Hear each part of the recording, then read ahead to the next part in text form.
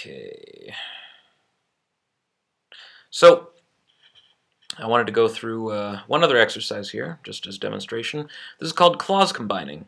This is something that I don't think anybody else has done out there in this particular form. If they have, great. If not, well, here you go. Use it, see if it works.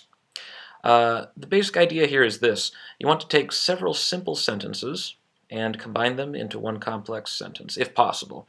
If not, then a couple of complex sentences. We want to use whatever connectives are appropriate to whatever proficiency level students are at in order to achieve this. I would recommend starting with conjunctions, moving to conjunctive adverbs, then using subordinators, and finally using subordinators and reduced forms. So I realize this word does not necessarily exist, hence the SIC right here. Phrasalizing, that is to say, taking a clause and turning it into a phrase. Reduced forms, reduced adverb clauses, reduced adjective clauses, whatever the case might be. Essentially taking them and turning them into prepositional phrases to express whatever purpose we have. Now, I know that sounds kind of confusing. I'll go over it in a second here. And what I've done is I've actually taken some sentences from BBC News to make this a little bit easier. This is designed simply because I wanted to show non-native speakers of English how it is possible to do this in a fairly easy way, where you don't have to take up a lot of time creating things of your own. On the other hand, if you're a very proficient speaker of English, native, non-native, because, I mean, really, let's be honest, the whole native, non-native idea is kind of dumb.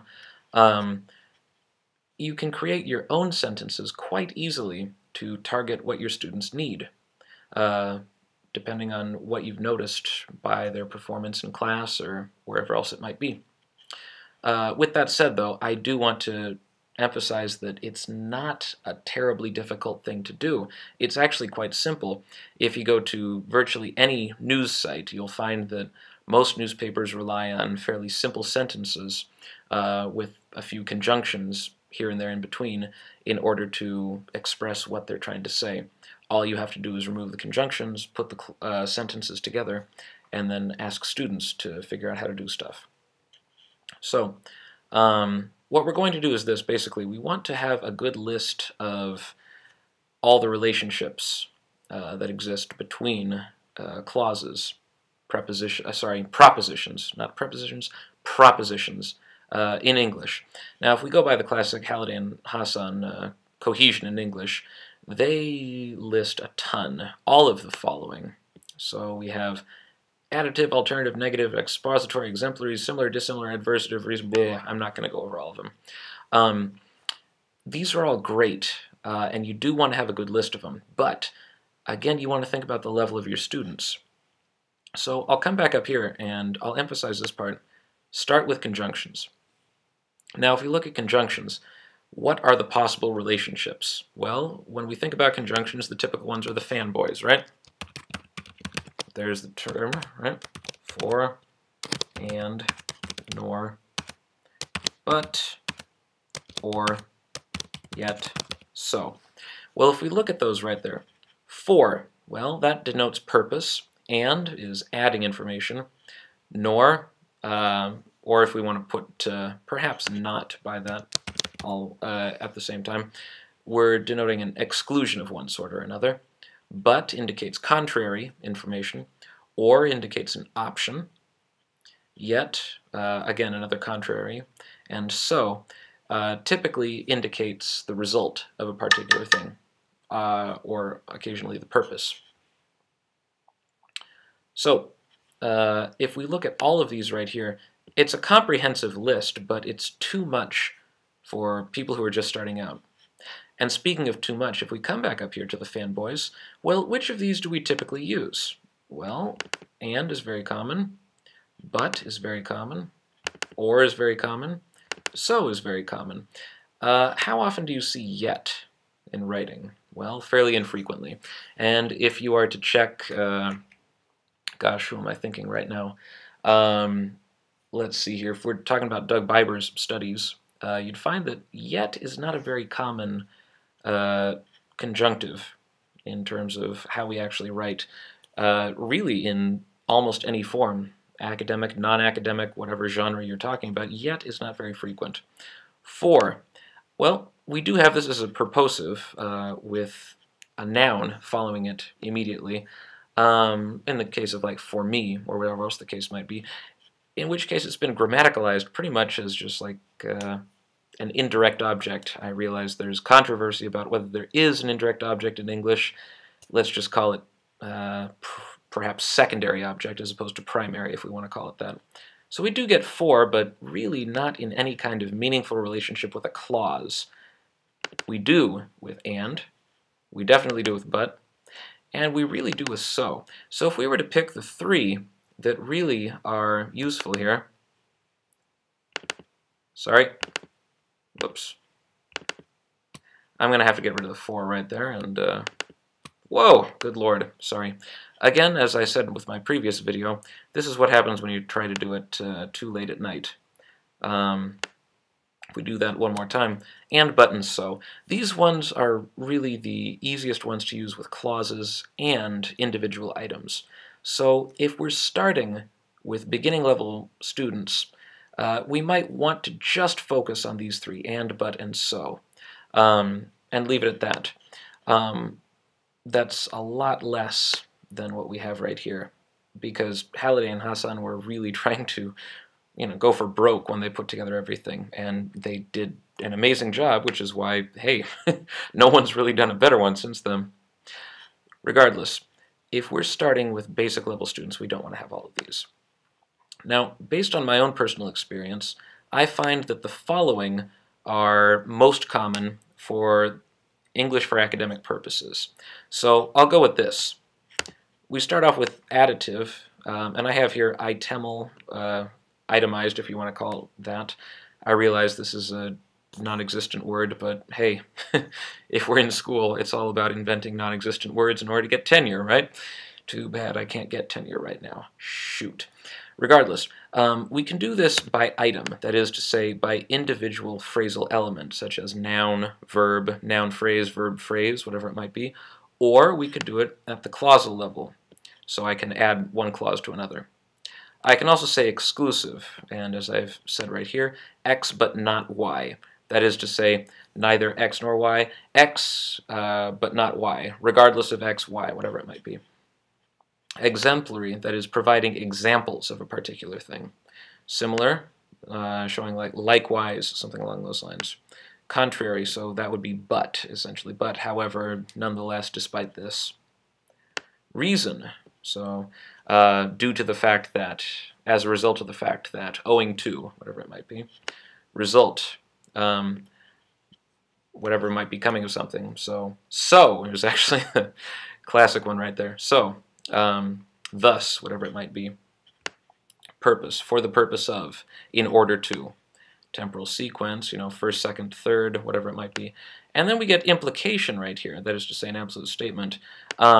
So this is the one where we would get something like which shows that, which demonstrates that, which is a little bit different from reason or result because it shows that we are actually drawing our own conclusion from whatever the premise is. Okay, now again, I will emphasize this. This is my personal experience in looking at what's most common in academic writing. So, I don't have anything to back this up. It is purely anecdotal, but I will add that it is based off of my analysis of these particular relationships and how they are realized most commonly in academic writing. And it is based off of my observations of how people do things in the Michigan corpus of upper-level student papers. Now, again, it is anecdotal, so please do it for yourself, take a look, judge for yourself. Alright, with that said, it's all in the name, clause combining. What we're looking to do here is essentially present a set of clauses to students and have them figure out how they could combine them all together into one sentence by identifying the relationships between clauses and then expressing those relationships by whatever means is proper. So if I come down here, again where it says example, I say again, I have not stated it yet, but here, where it says example, I have essentially, what do we have here? Basically 4 sentences. And I've ripped these virtually verbatim off of BBC News, and I've given you the web address right here. So here they are. What I would do is simply put these up on the board in front of students, and I would say, okay, your job right now, first, before you do anything else, is identify how each clause is related to the next one. So we'll look at the first one here, figure out what it's talking about, and now we will figure out how the second one relates to the first one. We will look at how the third one relates to the second one, and also if there is any relationship to the first one. And finally, we will look at the last one and see how it relates to the one before it, and possibly the one before it, and possibly the one before it.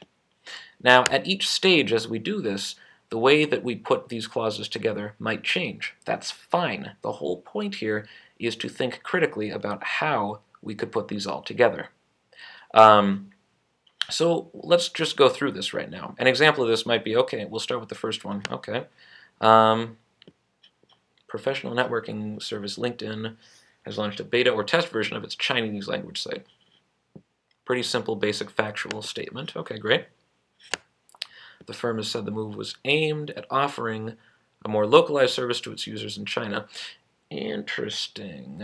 Okay, so when we look at this, I would hope that we would hone in on this idea, the move. Well, what is this move? What does that represent? Now again, if we're working with students, I might say, hey, what does this mean? What does this represent? And we would have to look at the fact that, well, it's this idea that came before.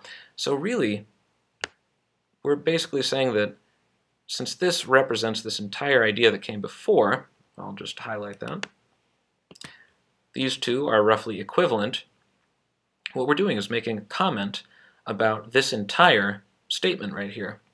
Well, that requires, as we mentioned up here, an absolute statement. The whole purpose of an absolute statement, for those who aren't familiar with it, is essentially an adverb clause that is making a comment about the entire preposition which came before it. Sorry, I did it again, not preposition.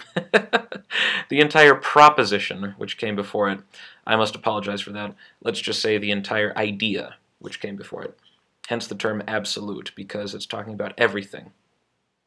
Well, if that's the case, let's look at how we could do that. One thing I could do is say, okay, I'll get rid of this.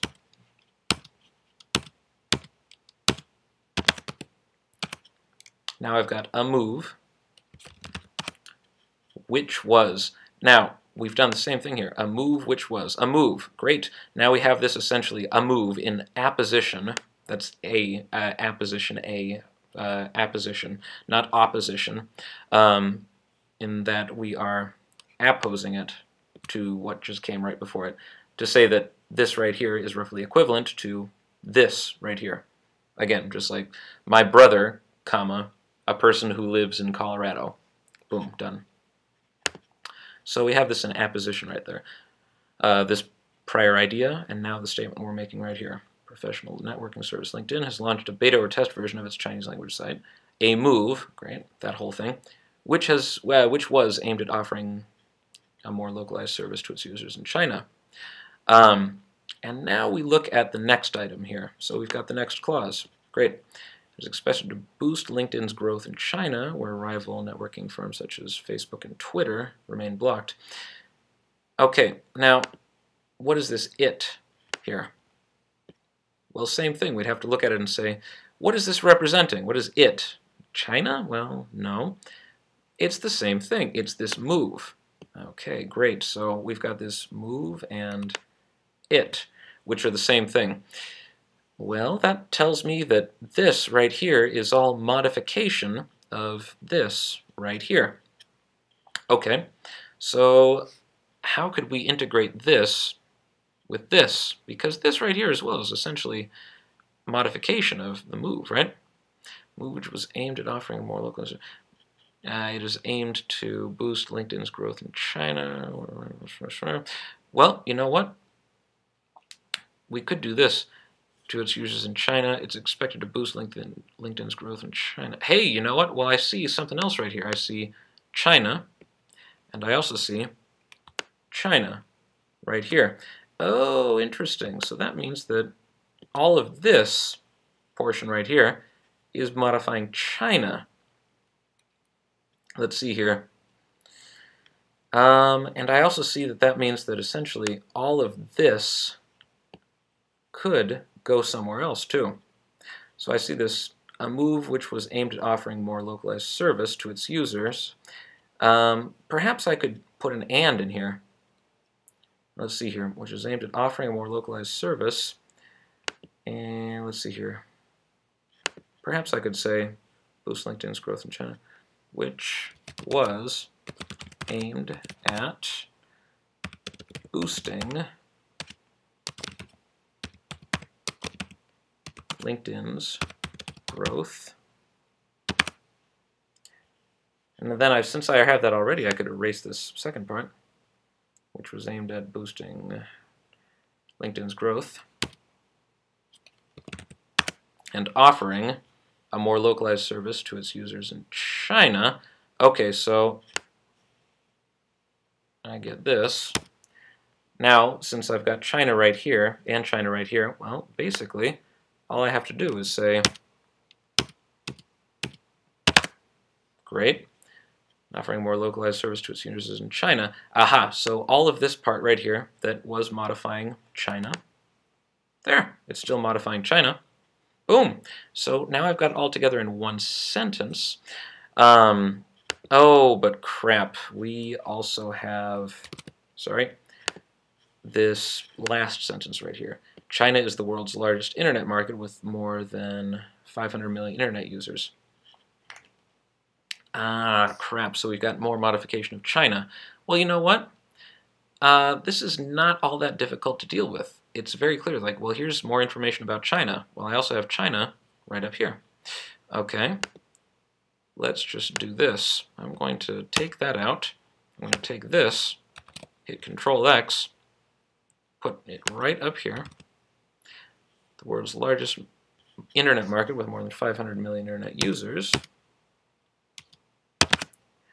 where rival social networking firms such as Facebook and Twitter continue to remain blocked. Aha! And now I've taken all of these and put them into one sentence, which is huge. But since I've established every connection, I've said, okay, right here, we are making a comment about the entire sentence that came before. Right here, we are drawing another implication about something. Okay, great. The purpose, rather. Now I've provided information about China, which we found out already, and more information about China. That's basically it. If we come back up here, I've said additive. Well, we did that. There's one clausal addition right down here, which is this one, expressed with and.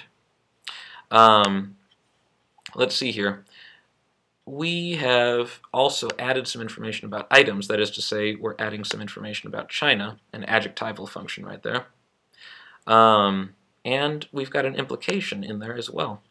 By using those, we are able to take all of those sentences and put them together into one exemplary sentence right there. And that's the basic idea of clause combining.